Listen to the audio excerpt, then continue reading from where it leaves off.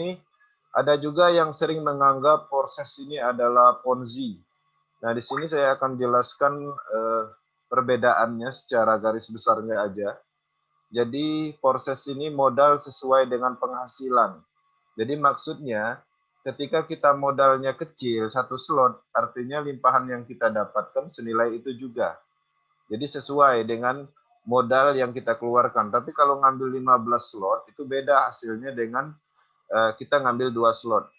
Nah, kalau di Ponzi itu biasanya modalnya kecil, tapi untungnya besar. Seperti itu. Kemudian keuntungan yang ditentukan oleh kerja keras dan tim. Jadi keuntungan ditentukan oleh kerja keras, ya, pemahaman, kemudian tim, kuatnya tim, itu diproses. Kalau di Ponzi, dia menjanjikan keuntungan tetap per bulan. Ini persentase ya, 30% per bulan, 60% per bulan, tapi belum tentu. Itu nyampe 3 bulan ya, seperti itu biasanya. Kemudian, proses tidak mengelola dana Anda dan 100% transparan.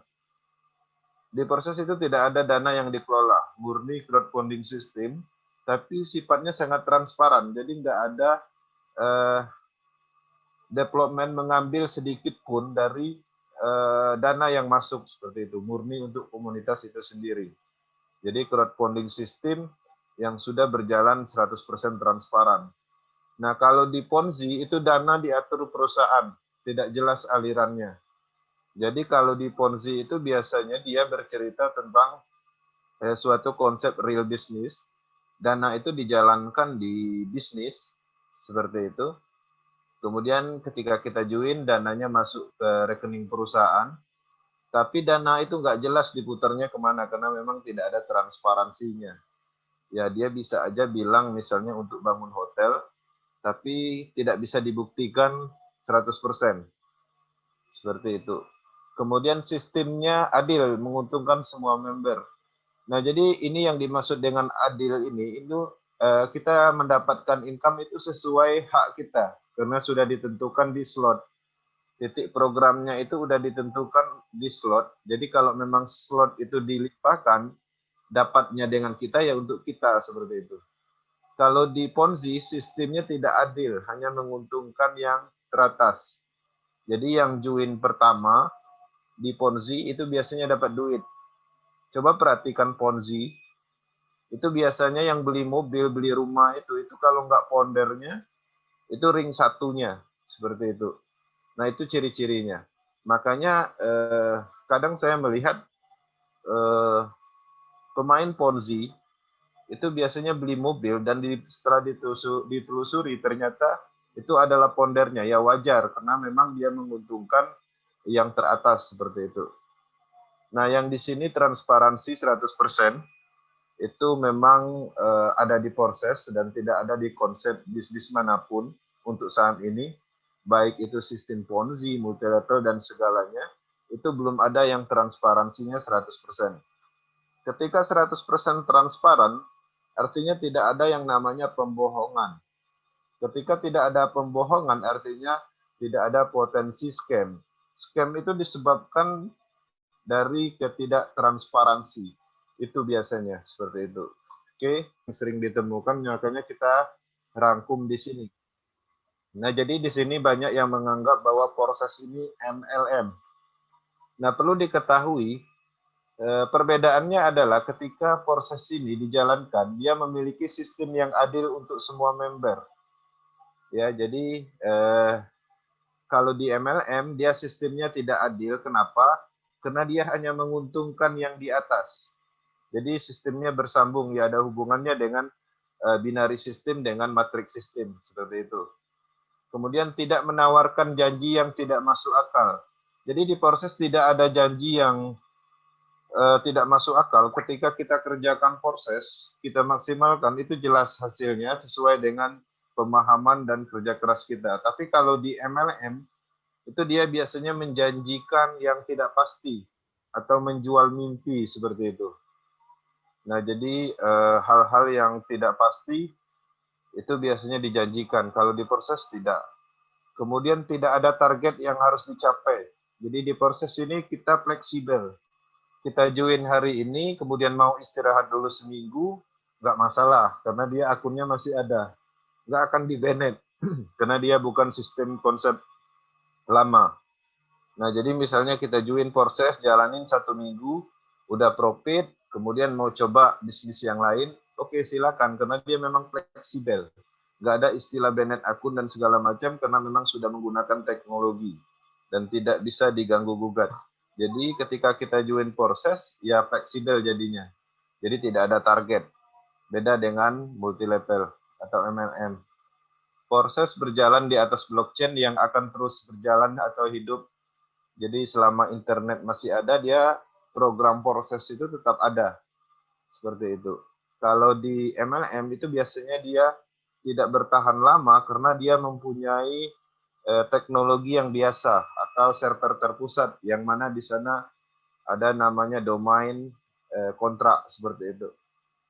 Ketika ini biasanya itu jarang bertahan lama. Ya ada pun ya 2 tahun udah oke, seperti itu. Oke. Di sini di sini paling banyak ditanyakan berapa lama balik modal. Nah, jadi pertama yang perlu dipahami tergantung dari aktif ya, keaktifan. Jika aktif maka semakin cepat untuk balik modal karena penghasilannya 100%. Jadi kalau kita aktif, join hari ini 1 jam ke depan itu bisa balik modal. Kalau aktif. Seperti itu. Karena 100% itu untuk member itu sendiri, untuk user, untuk program sesuai dengan programnya. Kemudian tergantung random matrix bisa juga dibantu dengan limpahan dari matrix yang bagus. Nah, jadi di sini ada hubungannya dengan jalur matrix kita. Apakah kita ada di jalur matrix yang baik atau tidak, seperti itu. Ini pernah saya jelaskan di forum akademinya untuk masalah ini. Jadi memang di proses ini ada matrik yang bagus dan ada juga matrik yang sepi. Karena kita melihat ada beberapa kawan-kawan yang lama mendapatkan limpahan, setelah ditelusuri ternyata dia berada di matrik yang tidak baik. Nah, untuk di tim power team itu dipastikan matriknya bagus karena di global system, di globalnya proses itu ada 3 tim aja yang besar, yang matriknya bagus. Power team, top team, dan elite team. Kebetulan kita berada di power team. Oke. Kemudian di yang ketiganya itu tergantung dari slot yang dibuka. Jadi semakin besar slot, maka semakin besar juga potensi limpahan globalnya, seperti itu, atau potensi tron yang didapat.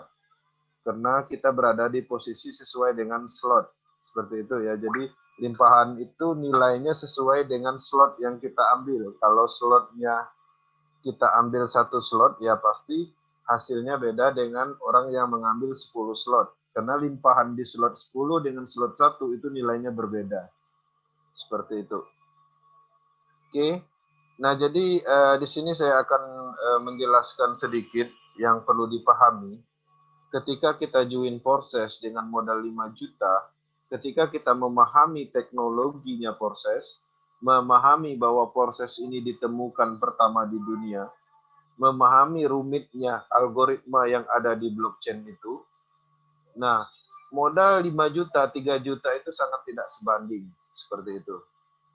Sangat tidak sebanding dengan slot atau program yang kita dapat. Itu yang perlu dipahami. Kemudian ketika kita join proses 1 bulan, 2 bulan, bahkan 1 tahun belum mendapatkan limpahan, ketika kita bandingkan dengan potensi seumur hidup bisa diwariskan, itu sangat tidak sebanding. Seperti itu. Itu harus dipahami. Jadi jangan join hari ini 1 minggu nggak dapat limpahan, tapi dia join proses, kemudian dia merokok, tidur, nunggu limpahan. Setelah 1 minggu nggak dapat limpahan, ribut seperti itu. Itu sangat tidak masuk akal dengan potensi yang dia dapat. Sedangkan dia dapat potensinya itu seumur hidup dan bahkan bisa diwariskan seperti itu. Nah, itu tolong dipahami. Oke. Kemudian di sini sering juga yang menanyakan kenapa proses tidak butuh legalitas. Nah, pemahamannya sama seperti yang dijelaskan oleh Bang Agus, bahwa proses ini tidak butuh yang namanya izin beredar, karena dia sudah tidak ada yang bisa mengontrol. Dia bebas mau masuk ke negara mana aja, ke siapa aja, karena dia sifatnya desentralisasi. Dia sudah menggunakan teknologi blockchain. Sama kayak kasusnya Bitcoin pertama kali diedarkan, itu ditentang di beberapa negara adidaya, termasuk Amerika Serikat.